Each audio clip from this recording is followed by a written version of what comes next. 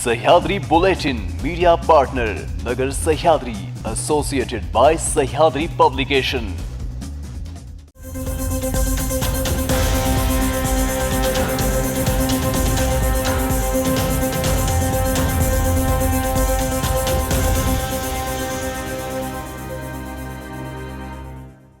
नमस्कार, मी साक्षी। न्यूज 24 सह्याद्रीमध्ये तुमचं स्वागत। पाहूया राज्यातील महत्त्वपूर्ण बातम्यांचा आढावा सह्याद्री बुलेटिनमध्ये। डोंबिवली येथील MIDC परिसरात डोंबिवली शिक्षण प्रसार मंडळ यांच्या वतीने डॉक्टर यू प्रभाकरराव स्पोर्ट्स अकॅडमीचे उद्घाटन वरिष्ठ पत्रकार गिरीश कुबेर यांच्या हस्ते करण्यात आले। या अकॅडमीमुळे डोंबिवलीतील खेळाडूंना मोठ्या प्रमाणात याचा फायदा होणार आहे। यावेळी वरिष्ठ पत्रकार गिरीश कुबेर यांनी बोलताना सांगितले की सुसज्ज प्रकारची मैदाने आणि तेथील सोयीसुविधा उत्तम असतील तर येथील खेळाडू राष्ट्रीय तसेच आंतरराष्ट्रीय स्तरावर जातील आणि त्यासाठी अशा सुविधा असणे गरजेचे आहे आणि डोंबिवलीकरांनी याचा जास्तीत जास्त लाभ घ्यावा असे वरिष्ठ पत्रकार गिरीश कुबेर यांनी सांगितले। तसेच या उद्घाटन प्रसंगावेळी साधना प्रकाशचे chief editor Vinod Shirsat, Vivek Sawant, chief foundation Prabhakar Desai, doctor Prashantrao आदी मान्यवर उपस्थित होते। सुविधा असणंच हे महत्त्वाचं आहे। तर तुम्ही त्या सुविधांचा वापर कसा करून घेऊ शकतात त्याच्यावरती त्या सुविधांचं चांगलं वाईट असणं अवलंबून असतं। त्याच्यामुळे सुविधा एकदा निर्माण झाल्या की त्याचा जास्तीत जास्त वापर आपल्याला कसा करता येईल याचा विचार आता त्या मुलांच्या आणि मुलांच्या पालकांनी करणं गरजेचं आहे। आणि मला असं प्रामाणिकपणे वाटतं शिक्षण क्षेत्राला सगळ्यात मोठं कुठलं आव्हान सध्या असेल ना तर ते पालक नावाच्या संस्थेचं आहे। महाविकास आघाडीत जागा वाटपाचा तिढा सुटत नसल्याने भिवंडी लोकसभा मतदारसंघ आणि सांगली लोकसभा मतदारसंघात मैत्रीपूर्व लढत होणार असून हाच अखेरचा मार्ग असल्याचं वक्तव्य भिवंडीचे पक्षप्रभारी व वरिष्ठ काँग्रेस नेते अनीस अहमद यांनी केलं आहे। विशेष म्हणजे भिवंडी सांगलीत मैत्रीपूर्व लढत करण्याबाबत काँग्रेसनं पक्षश्रेष्ठांना तसाच प्रस्ताव देखील पाठवला असल्याचं अनीस अहमद म्हणाले आहेत। त्यामुळे असे झाल्यास महाविकास आघाडीला आतापर्यंत सर्वात मोठा धक्का असणार असल्याची चर्चा आहे। बारामती लोकसभा मतदारसंघातील राष्ट्रवादी काँग्रेसच्या उमेदवार सुनेत्रा पवार आणि पुणे लोकसभा मतदारसंघाचे काँग्रेस उमेदवार रवींद्र धंगेकर यांची आज पुणे भेट झाली। या भेटीमुळे दोघांनीही एकमेकांना निवडणुकीसाठी शुभेच्छा दिल्या। रवींद्र धंगेकर आणि सुनेत्रा पवार हे दोघेही दणक्यात प्रचाराला लागले आहेत। अनेक परिसरात पिंजून काढताना दिसत आहे। यावेळी पुण्यातील ताईजाई टेकडी परिसरात ही भेट झाली। यावेळी दोघांनी एकमेकांशी संवाद साधला आणि शुभेच्छा दिल्या।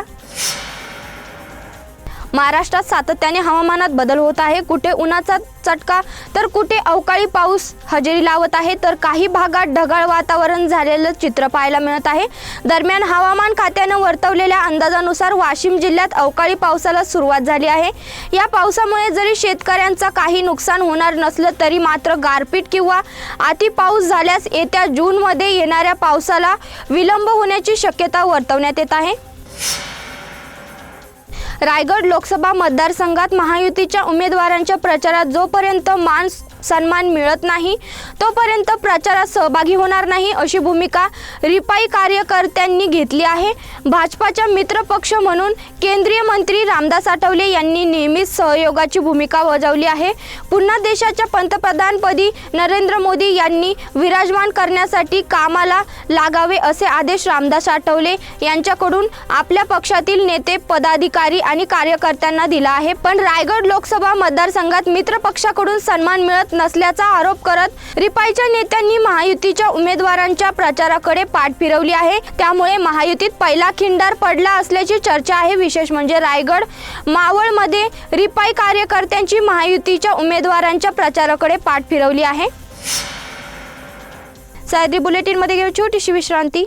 रोखोक पत्रकारिता, निर्भीड बाणा आणि कणखर भूमिका, महाराष्ट्राचा सखा, सत्याचा पाठीराखा, शब्दांचं सामर्थ्य, विश्वसनीयतेची उंची, न्यूज 24 सह्याद्री।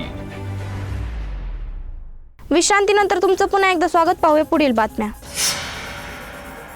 सोनाई डेअरीचे चेअरमन प्रवीण माने आणि शरद पवारांचे निकटवर्ती शरद पवारांचा मोठा धक्का देण्याच्या तयारीत आहेत। प्रवीण माने शरद पवारांची साथ सोडणार, अजित पवारांसोबत जाण्याची माहिती सूत्रांकडून मिळत आहे। साधारण 11 वाजता ते आपली भूमिका स्पष्ट करणार आहेत। इंदापूरच्या मेळाव्यापूर्वी उपमुख्यमंत्री देवेंद्र फडणवीस यांनी प्रवीण माने यांच्याकडे चहापान केलं होतं, त्यानंतर त्यांनी आपली भूमिका बदलल्याचं दिसत आहे। मुंबईतील सायन कोळीवाडा परिसरात गोळीबाराची घटना घडली असून त्यामध्ये एक जण जखमी झाला आहे। या प्रकरणी पोलिसांनी अज्ञातांविरुद्ध गुन्हा दाखल करून आरोपींचा शोध सुरू केला आहे। आरोपी आणि पीडित व्यक्तीमध्ये पैशांच्या व्यवहारावरून भांडण सुरू होते, त्यानंतर आरोपीने हे पाऊल उचलल्याची प्राथमिक माहिती सूत्रांनी दिली आहे। अक्षय कदम उर्फ स्वामी असे पीडित तरुणाचे नाव असून त्याचे वय अंदाजे 34 वर्ष असल्याचे सूत्रांनी सांगितले। अक्षयवर सध्या सायन रुग्णालयात उपचार सुरू आहेत।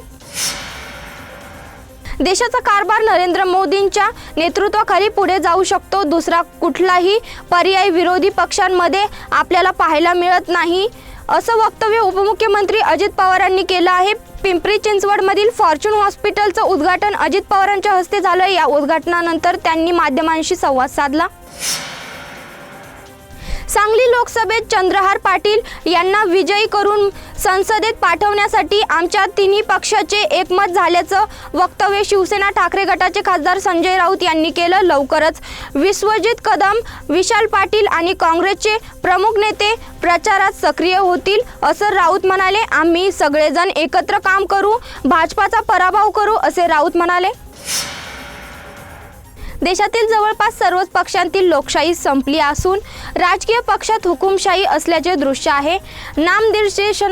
नामनिर्देशनातील व्यक्तीची निवड व थेट अंगुली निर्देशनाद्वारे आदेश लादले जात असल्याने पक्ष तसेच संघटनेत तळागाळात काम करणारे कार्यकर्त्यांचे मत कुठेही विचारात घेतले जात नाही।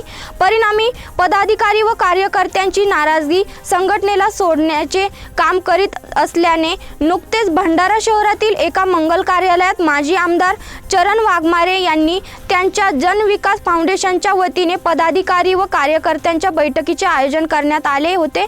दरम्यान भंडारा गोंदिया लोकसभा निवडणुकीच्या रिंगणातील 18 उमेदवारांपैकी आपण समर्थन कुणाला द्यायचे याबाबत कार्यकर्त्यांचे मत जाणून घेण्यासाठी त्यांच्याकडून मतदान करून घेण्यात आले।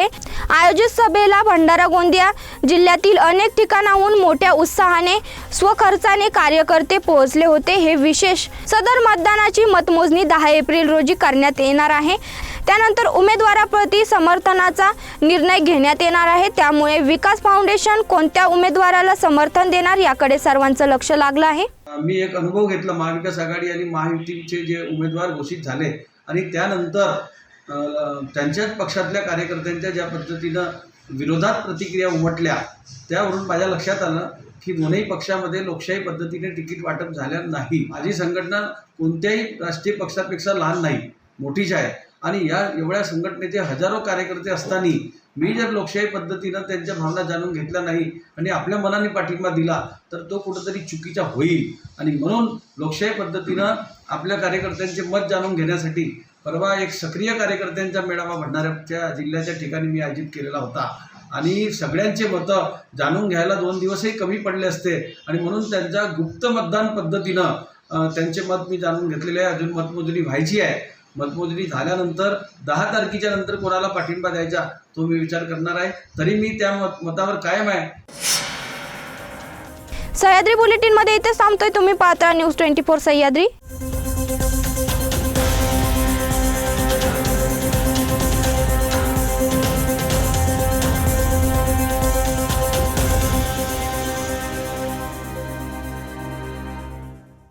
शब्दांचं सामर्थ्य, विश्वसनीयतेची उंची, न्यूज 24 सह्याद्री।